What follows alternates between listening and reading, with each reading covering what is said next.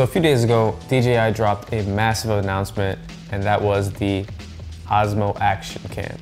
Now, if you're not familiar, GoPro has been leading that market for a really long time now. So for DJI, another juggernaut in the tech space, to come out and drop a camera like this is pretty interesting. So immediately I ordered it, and in this video I'm going to do a comparison between the OSMO Action to the GoPro Hero 7 Black.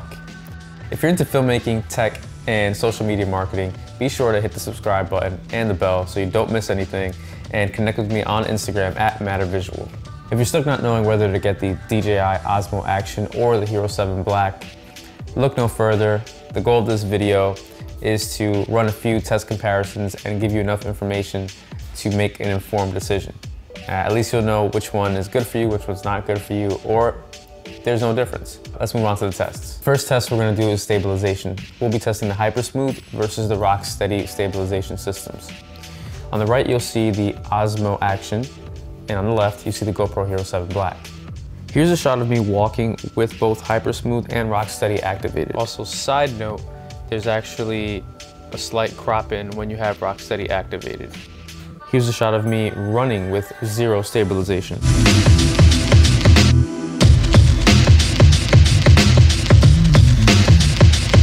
Here's a shot of me running with both hypersmooth and rocksteady activated.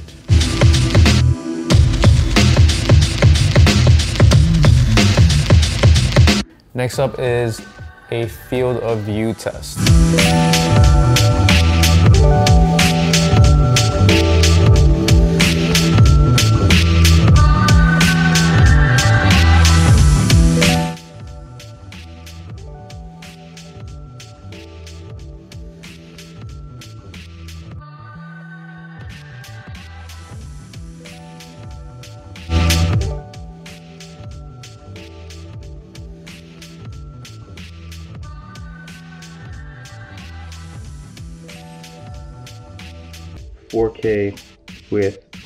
This is 4K with both rocksteady and dewarping activated.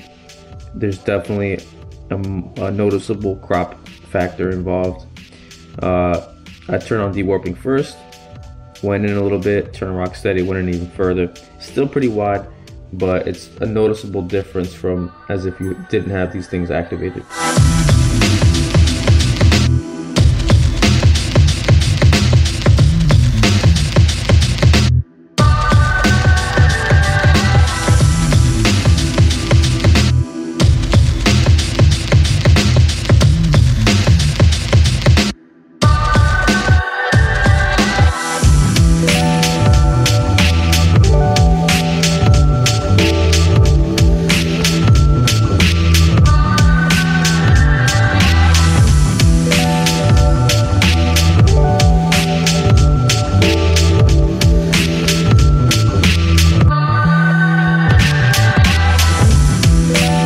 For a quick low light test, I ran over to the gym with both cameras just to test in a kind of mixed situation where there's light coming into the room, but it's still kind of dim and dark, just to see what kind of noise I'll get.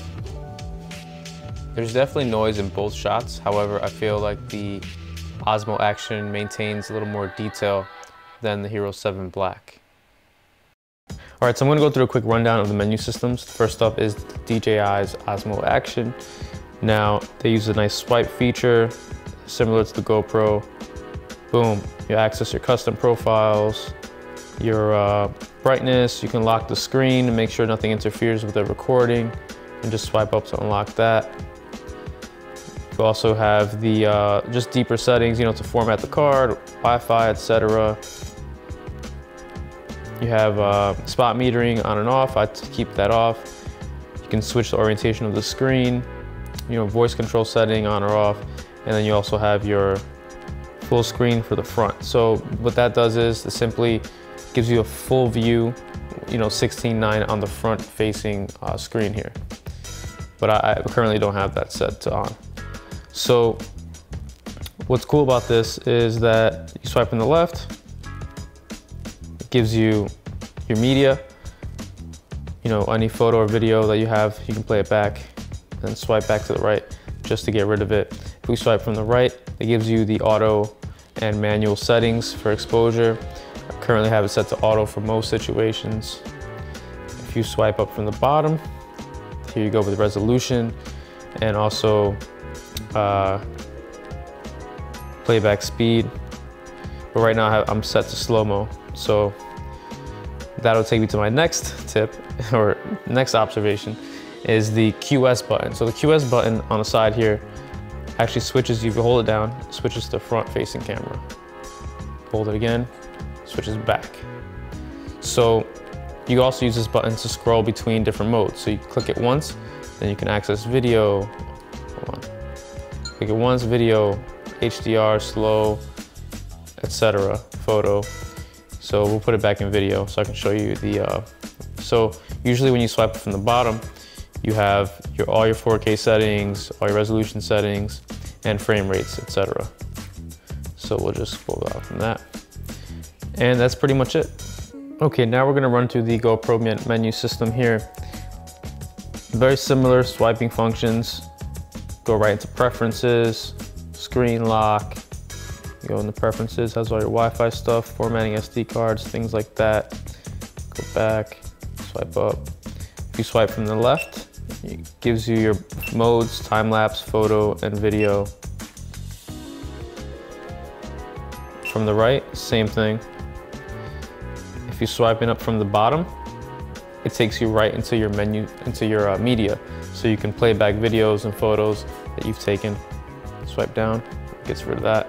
This button here gives you your resolution settings, field of view, stabilization, low light, all that pretty much. So, of course, on the GoPro, it does not have the front-facing camera screen. It is just a little screen with, giving you kind of just the pertinent information to what setting you're. Okay, so my personal conclusion between these two cameras, one, I want to say they're both awesome. They're both high quality, great products. However, personally, I'm going to stick with the Osmo Action simply because it's just too dope, man. A, front-facing camera makes it so easy to just see what's going on. It's definitely a vlog solution. The rear screen is actually way better quality than the GoPro. You have a better field of view, and the menu system for me was just more intuitive. It just makes more sense. And you just have, I feel like you have more options, from the screen. A lot of times I felt like the GoPro, I had to kind of, hop into the app to change some things or find something, I don't know. But for me, the Osmo Action is just more intuitive. So I will stick with Osmo Action personally. Don't regret this purchase. And I just can't wait to make more videos with it. In any case, thank you so much for watching.